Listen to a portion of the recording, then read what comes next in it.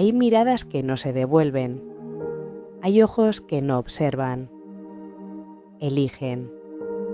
Esta noche, maldiciones que caminan bajo nombres prestados. Si alguien te mira desde la oscuridad, no apartes la vista. Quizá ya sea tarde.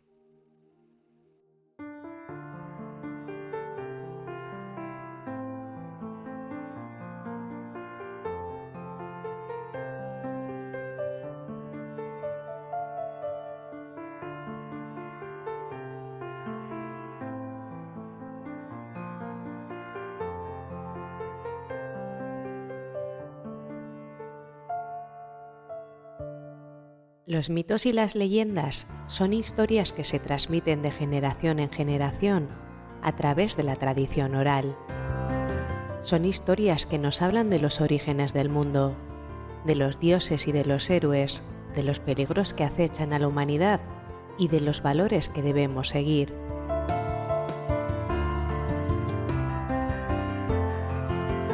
Los mitos y las leyendas suelen estar llenos de elementos fantásticos, como criaturas sobrenaturales, poderes mágicos y acontecimientos imposibles. Sin embargo, no son simples historias de fantasía. Tienen una función importante en las sociedades humanas. En primer lugar, ayudan a explicar el mundo que nos rodea. Nos hablan de los orígenes del universo, de la naturaleza y de los seres humanos. En segundo lugar, los mitos y las leyendas transmiten valores morales y sociales. Nos enseñan qué es bueno y qué es malo, qué debemos hacer y qué debemos evitar. En tercer lugar, los mitos y las leyendas proporcionan un sentido de identidad y pertenencia. Nos conectan con nuestra cultura y con nuestros antepasados. Si tiene nombre, existe. Para los que no me conozcáis, mi nombre es Blanca y os invito a quedaros conmigo. ¿Comenzamos?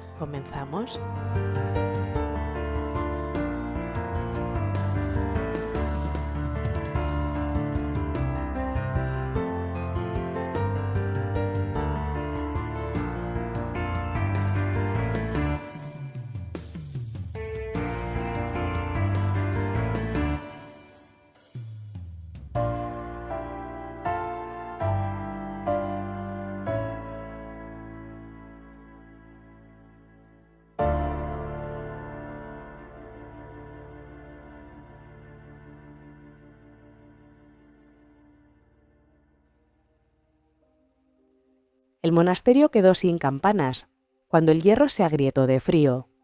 No hizo falta.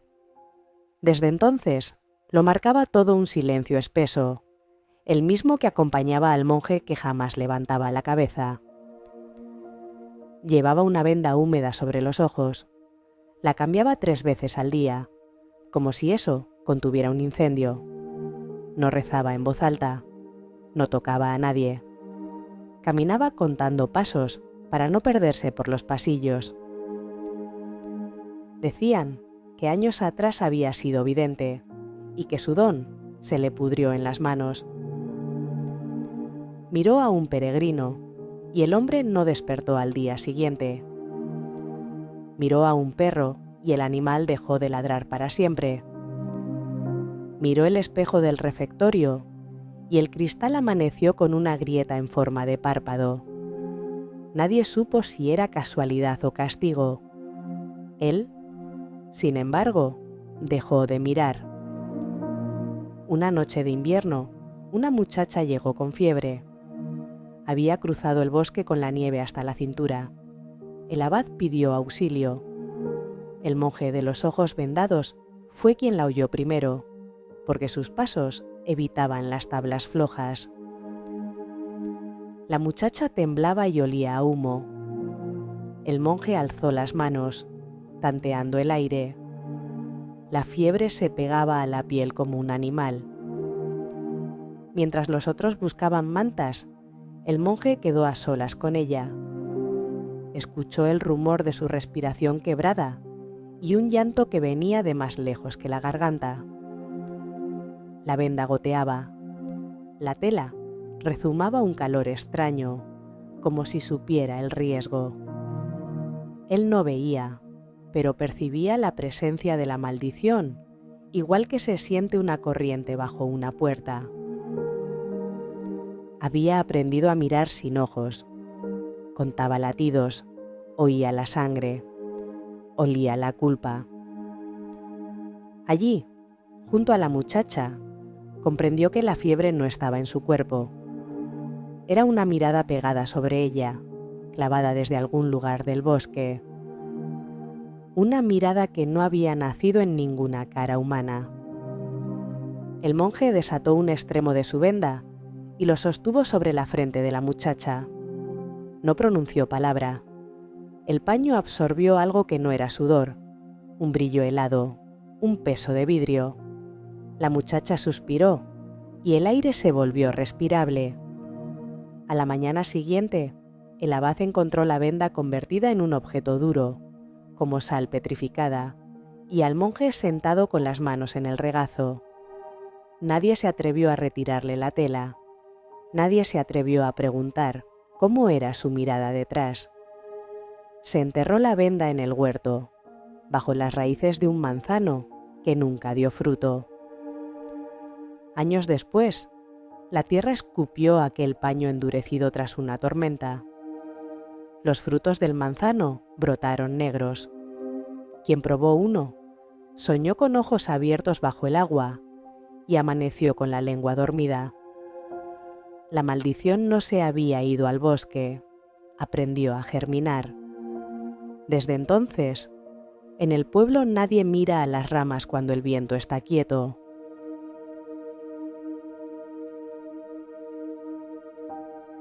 Si tiene nombre, existe.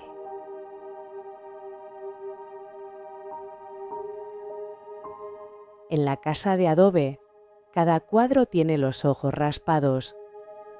Nadie recuerda quién lo hizo. Las noches de neblina, las paredes parpadean.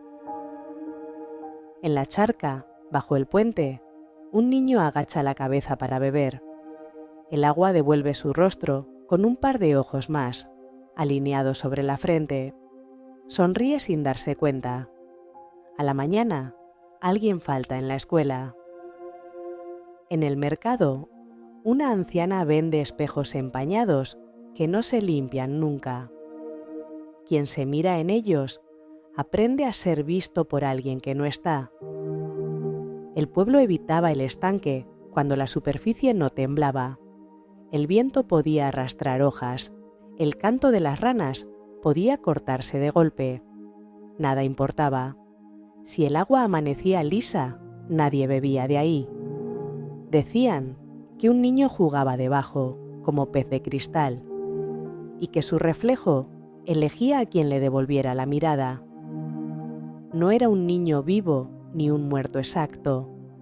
Era la costumbre de un ahogo repetido.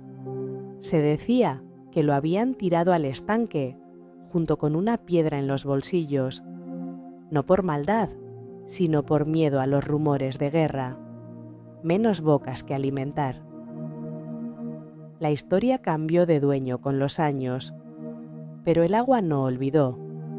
Una primavera de sequía, Araceli fue con un cubo. No quedaba otra fuente. Le bastó inclinarse y ver un rostro pegado al suyo, nítido como un cuchillo en una mesa. No era el suyo. Tenía un diente de leche que nunca se le cayó. Araceli contuvo el aliento por puro reflejo. El agua no olía a nada, ni barro ni podredumbre. Un vacío perfecto. El rostro del niño movió los labios sin sonido. Y entonces lo supo. No quería salir. Quería que la acompañaran dentro. Araceli tiró el cubo y echó a correr. En casa, cerró puertas que no tenía y ventanas que nunca habían cerrado. La noche llegó en un único golpe. Soñó una casa bajo el estanque, con muebles quietos y pan en la mesa. Soñó un perro atado a una pata de silla y niños que jugaban sin moverse. Al despertar, encontró humedad hasta la mitad de las paredes y huellas pequeñas que iban del fregadero a su cama. El pueblo la ayudó a secar. Pintaron de cal. Cambiaron el colchón. Nada sirvió.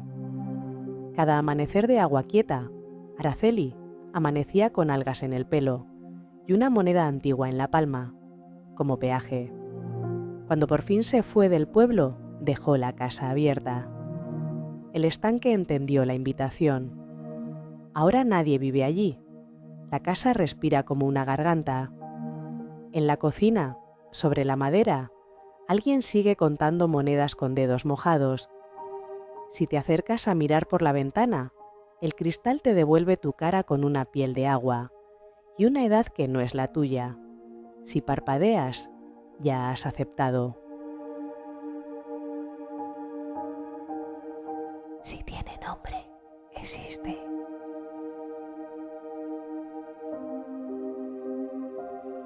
Las ventanas de la escuela amanecen abiertas solo por dentro. Quien las cierra, siente una mirada posarse en la nuca y aprender su nombre en silencio. Un retrato sin ojos aparece en el umbral de la iglesia cada equinoccio. Ha viajado de casa en casa. Nadie lo reclama. A todos los reclama. Los objetos no recuerdan, sostienen. A veces sostienen demasiado. El espejo llegó envuelto en periódicos viejos. Nadie lo pidió. Lo dejaron apoyado contra la pared del pasillo, donde la luz nunca da de frente. No reflejaba el presente, sino una hora que no había pasado. Era la última hora de quien se mirase. Nadie lo notó al principio. El espejo devolvía detalles minúsculos. Un vaso caído que aún estaba en la mesa, una manga recogida que todavía cubría el brazo, una cortina movida sin aire. Todo ocurría después, con una precisión irritante. La casa aprendió a girar alrededor del espejo. Se evitó su ángulo, se tapó con manta, se le inventó un valor sentimental para justificar su permanencia. Pero el espejo no sabe de excusas, solo mide el tiempo que le falta a cada uno. Un mediodía, un niño cruzó corriendo. El espejo lo mostró sentado en el suelo, llorando sin sonido, con un juguete roto brillando como un diente. A la hora exacta, el juguete se partió. Nadie supo por qué. Otro día, la abuela se detuvo frente al vidrio con el pañuelo en la mano. El espejo le devolvió la habitación vacía y el pañuelo descosido en el suelo. Ella no lloró. Recogió hilo y aguja. A la hora, el hilo se enredó hasta formar un nudo imposible. La familia entendió tarde que el espejo no mostraba accidentes, marcaba despedidas. La última hora se fue estrechando. Las escenas eran más oscuras, más apretadas de sombra. Cuando por fin lo sacaron de casa y lo dejaron en la calle, nadie quiso tocarlo. Los pájaros evitaban su marco. El vidrio no reflejaba el cielo. Alguien lo guardó en un trastero bajo tierra. Allí, sin miradas, el espejo siguió calculando horas por inercia, como un corazón sin dueño. A veces, un reflejo de nadie pasa por su superficie, un parpadeo que no corresponde a ningún ojo humano. Cuando eso sucede, en algún lugar, alguien pierde 60 minutos sin saberlo y un reloj se niega a sonar. Si tiene nombre, existe. Un anillo hallado en tierra removida se pega a la piel como una segunda articulación. Quien intenta cortarlo pierde el apetito por el pan y el sueño por el sol. Al tercer día, el anillo suelta a su dueño y aprieta a otro sin pedir permiso. una caja de madera con olor a algas, aparece siempre un escalón más arriba de donde la dejaste. Nunca está en el mismo sitio 2 noches seguidas, pero siempre asciende. El día que llega al último peldaño, en la casa ya no queda nadie. Una fotografía muestra a 3 personas. A la semana muestra a 4. Nadie recuerda cuándo se añadió la nueva figura, pero todos saben que la falta ocupará su lugar.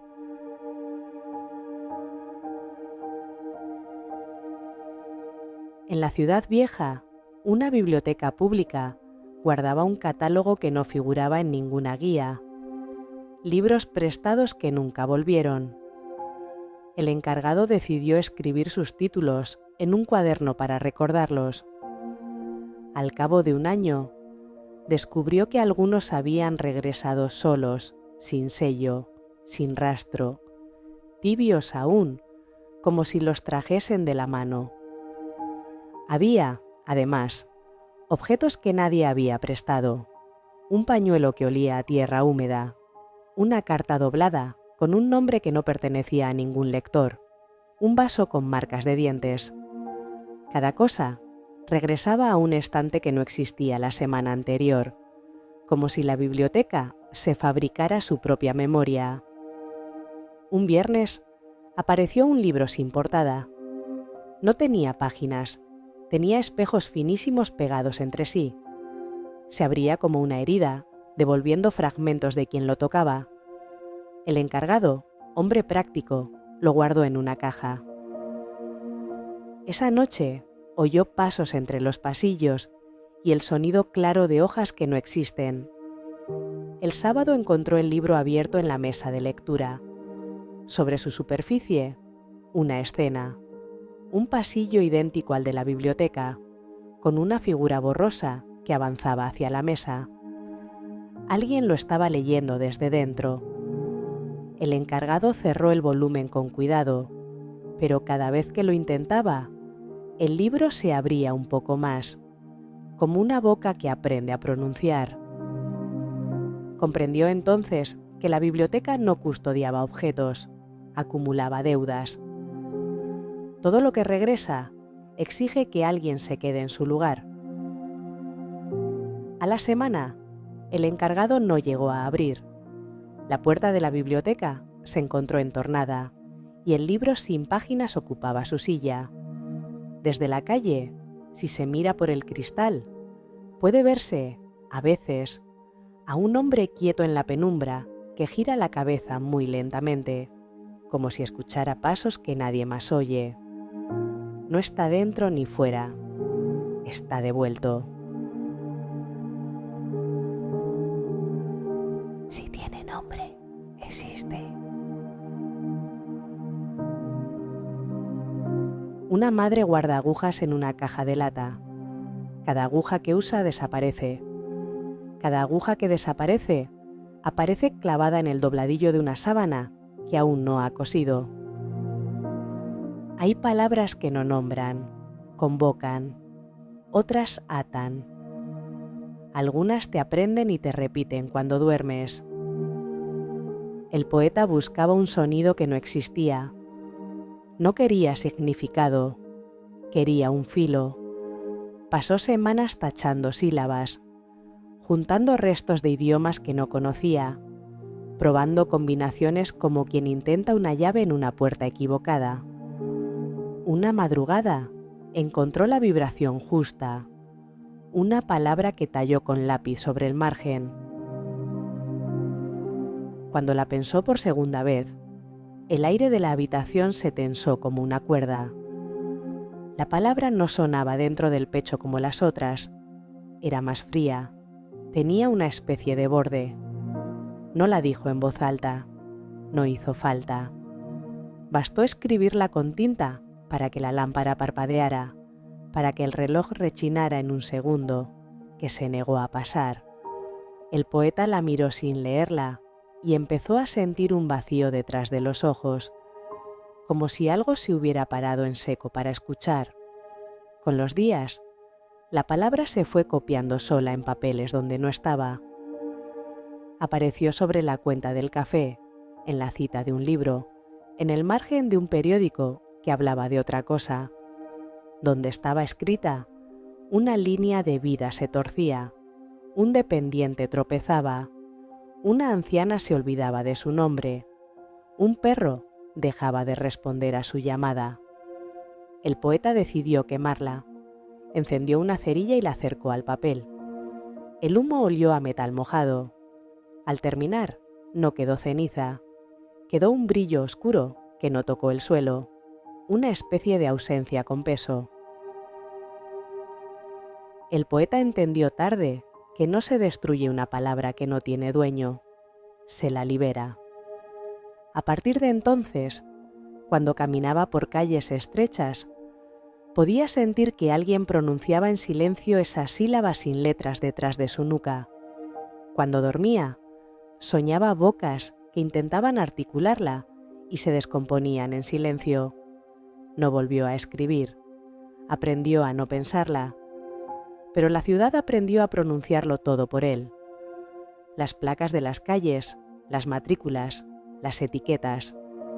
Cada conjunto de letras escondía un eco de la palabra, como si la lengua hubiese encontrado una nueva articulación para el miedo. Al final, el poeta dejó una nota sin firma. Encontré la llave, no la cerradura. Nadie lo vio marcharse. Sin embargo, hay una mesa en el café donde el azúcar se aglutina en forma de esa palabra cada invierno. Quien la mira el tiempo suficiente pierde durante un minuto la sensación de tener nombre.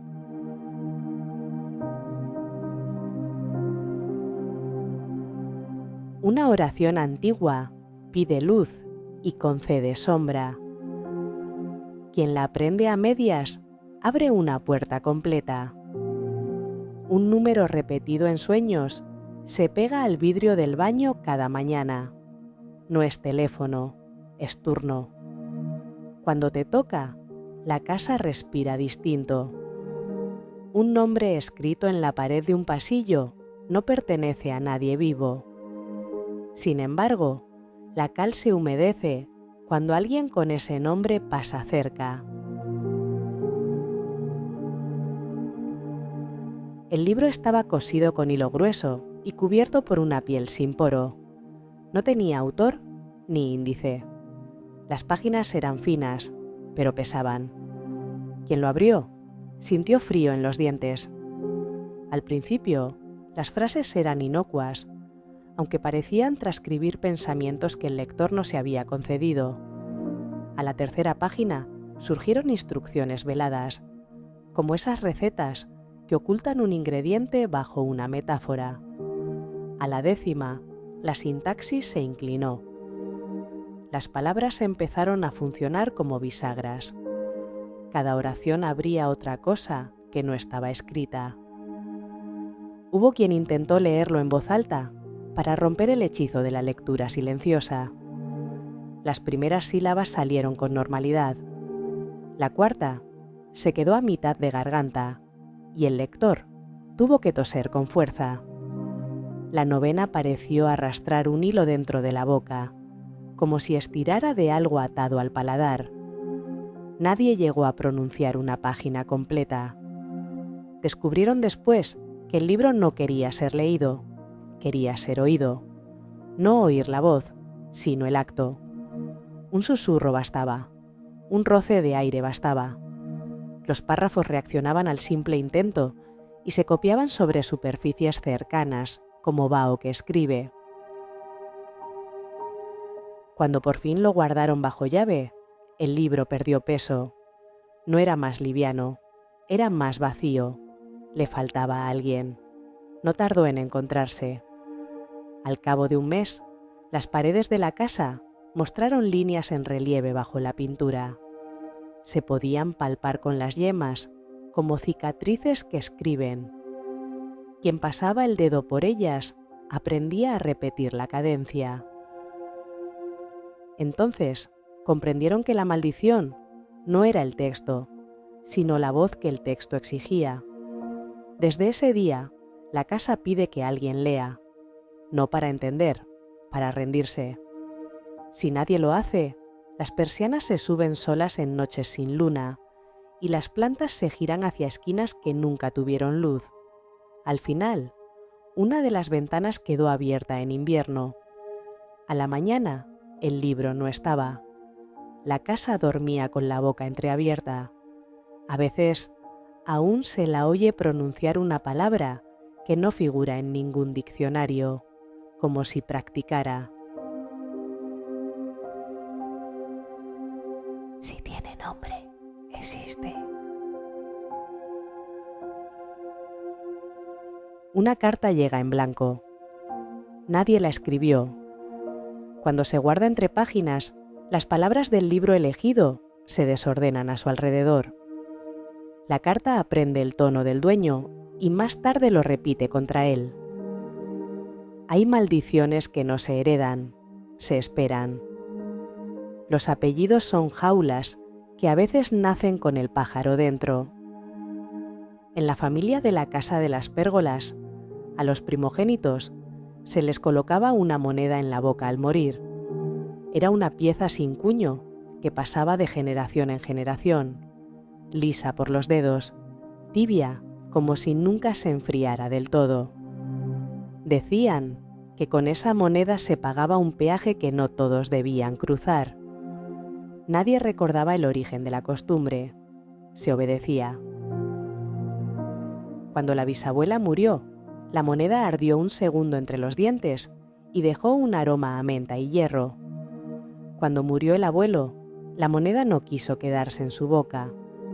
Cayó al suelo y rodó hacia la puerta, como si eligiera su salida. Un niño la recogió y sintió una lengua fría sobre los dedos, una lengua sin carne. La moneda empezó a aparecer en lugares arbitrarios, bajo la almohada, dentro de una taza, en un zapato húmedo. A veces, al morder pan, alguien encontraba dureza, y al escupir, era la moneda otra vez. Cada aparición dejaba un gusto metálico y una imagen clavada detrás de los ojos, un puente de madera en la niebla, un perro negro que olía con paciencia, una mujer sin sombra. Comprendieron tarde que el peaje no era para cruzar al otro lado, era para volver. Cada vez que la moneda regresaba, traía consigo un fragmento de alguien que no estaba listo para quedar atrás. Así, la casa se fue llenando de rutinas que no pertenecían a nadie vivo. Una silla que amanecía corrida, una lámpara encendida a las 3, el olor a jabón de alguien que no dormía allí. Una noche, la moneda desapareció. Fue la noche en que el primogénito recién nacido dejó de llorar en seco, como si un dedo le acariciara el paladar desde dentro. A la mañana, la moneda apareció bajo su cuna. No brillaba. Latía. La familia entendió que no se puede pagar 2 veces el mismo viaje. Alguien no había cruzado, o alguien había vuelto de más. La moneda se colocó sobre un plato de sal y se cubrió con un vaso. El vaso se empañó por dentro. Desde entonces, nadie mastica pan sin sentir un destello de metal en la lengua.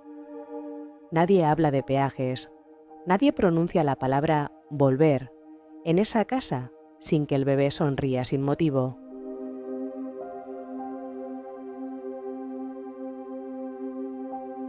Una silla vacía no acumula polvo. Cada madrugada gira un poco, apuntando a una puerta diferente. El día que apunta a la salida, en la casa no amanecen pájaros. Una cuna heredada se mece sin viento cuando falta alguien por despedir.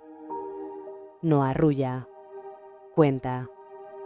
Un retrato de bodas cambia levemente la postura de la novia cada aniversario. Cuando por fin mira al fotógrafo, la casa aprende a no reflejar. El medallón llegó con una caja de madera y un papel amarillento. No lo abras al sol. Nadie respetó la indicación. La tapa se levantó a mediodía y adentro brilló un espejo convexo del tamaño de una uña. No reflejaba caras, reflejaba camas. En cada destello, una cama distinta, en casas que no eran la propia. La primera noche, quien lo llevó al cuello, soñó con un cuarto que no conocía y una ventana con postigos azules. La segunda, con una buhardilla que olía a pan.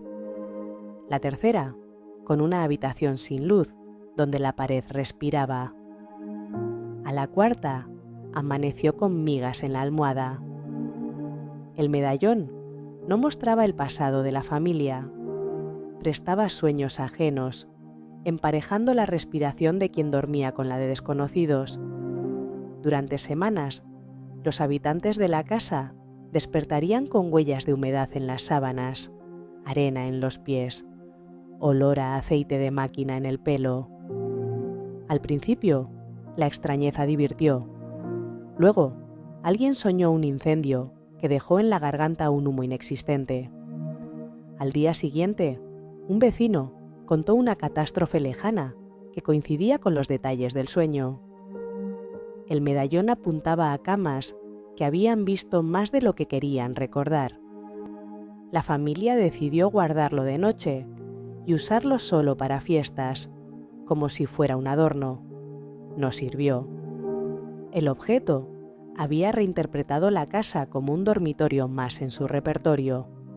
Las camas del barrio, del pueblo y de ciudades sin nombre empezaron a cruzar su respirar con el de los dueños de la joya. Hubo noches sin descanso en toda la calle. Cuando por fin lo llevaron al río, envuelto en paños, y lo dejaron caer, el medallón no hizo ruido de metal. Hizo el sonido específico de un suspiro. Bajó como si supiera nadar.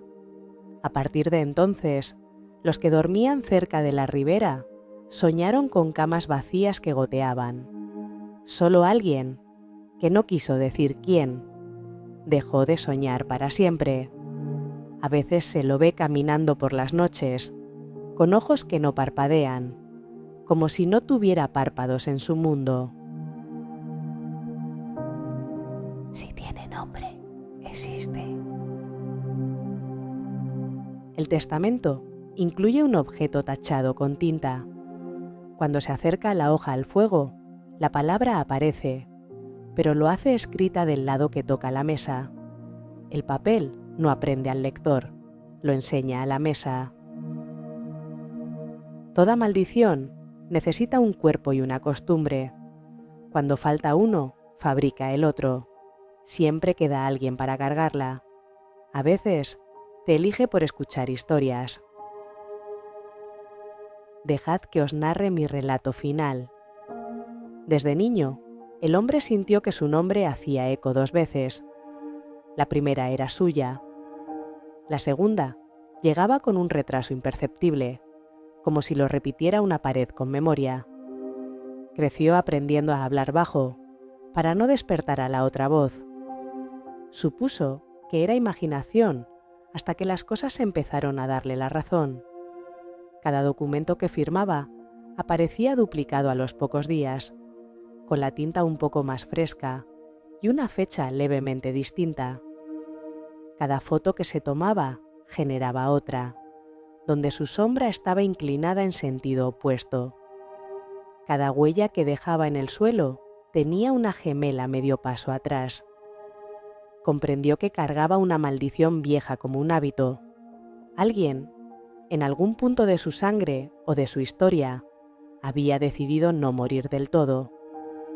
Había apagado su nombre en una boca y lo había encendido en otra.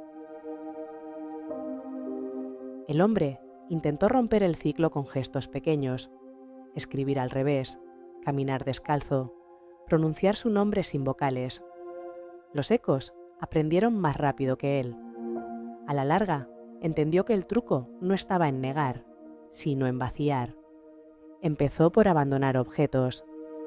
Un día dejó su abrigo colgado en una esquina de la ciudad. Alguien lo usó y soñó con su casa. Otro día dejó su taza favorita en un banco. la encontró una mujer que reconoció un olor a café que no había probado. Cada objeto que se desprendía llevaba consigo 1 gramo de su nombre. No bastó. La sombra gemela seguía un paso por detrás, ganando peso. Ya no copiaba, corregía. Cuando el hombre torcía a la derecha, la sombra torcía a la derecha 1 segundo antes. Cuando dejaba una puerta entreabierta, la sombra la cerraba. Entonces, viajó al lugar más silencioso que conocía, un edificio en obras de noche, con plásticos que respiraban y gatos que no tenían dueño. Allí, en el corazón hueco del edificio, pronunció su nombre una vez, despacio, y dejó que la segunda repetición ocurriera sin interferir. Luego repitió, pero cada vez más bajo, hasta que el eco pasó de su garganta a sus labios, y de sus labios a su lengua, y de su lengua a los dientes. Al final, movió la boca sin aire. Se mantuvo así, hasta que el eco, sin combustible, se sostuvo solo. La sombra se adelantó contra la pared y pareció escuchar con atención. En ese instante exacto, el hombre imaginó su nombre escrito con tiza en el suelo y lo barrió con la palma de la mano. No lo borró, lo desordenó. La maldición entendió demasiado tarde que el cuerpo que había elegido había aprendido a no ser un cuerpo entero. La sombra, privada de reflejo, se apoyó en otra cosa, el edificio. Desde entonces, en ese lugar, las puertas se cierran 1 segundo antes de que alguien decida cerrarlas. Las luces se encienden con intención propia. Los gatos miran rincones donde la electricidad se acumula como polvo.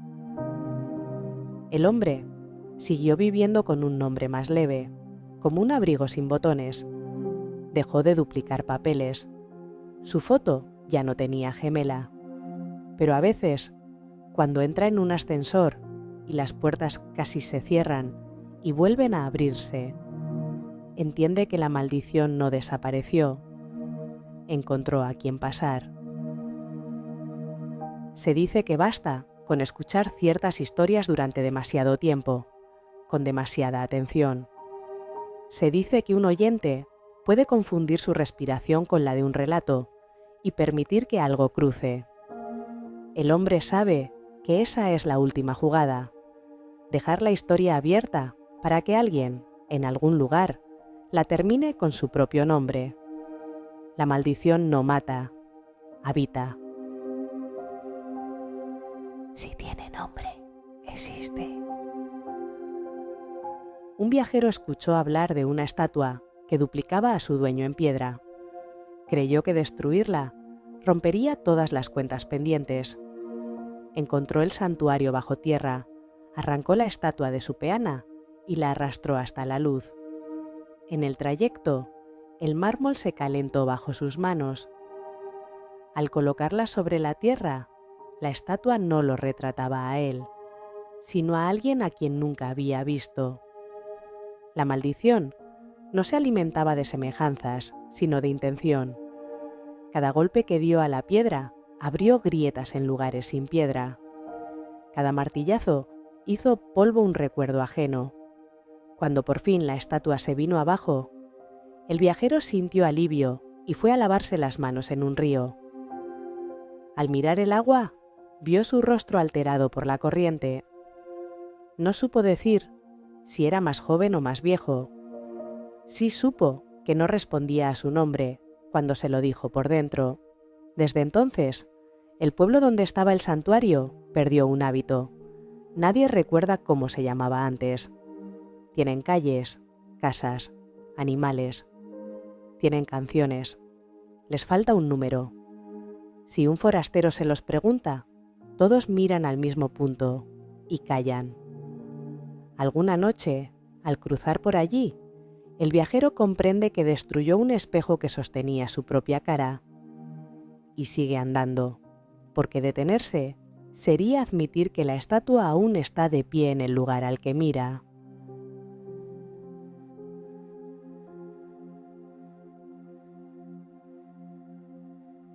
Las maldiciones no se rompen, cambian de casa.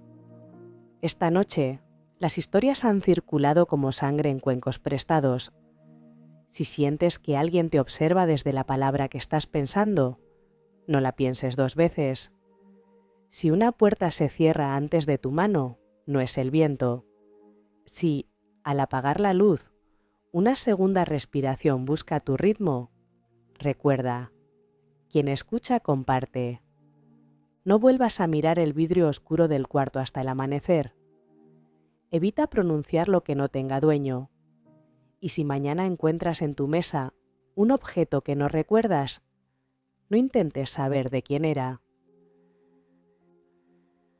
Este relato termina donde empieza el tuyo.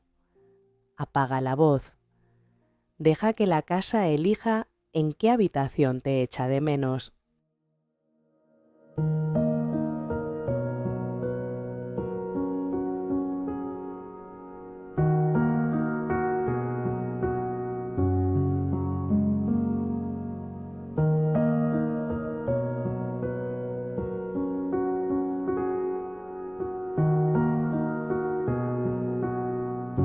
Si tiene nombre existe es un podcast creado y editado por mí para llegar a las personas que como tú comparten mi pasión por la cultura, leyendas, tradiciones. Puedes escucharme en iVoox, Podimo, Amazon Podcast, Google Podcast, Apple Podcast y en Spotify. También podrás seguirme en redes sociales como Instagram, TikTok y en YouTube. Te invito a que te suscribas al canal y te quedes conmigo. Podrás encontrar los enlaces en las descripciones de los programas. Gracias por estar al otro lado escuchándome y recuerda, si tiene nombre, existe.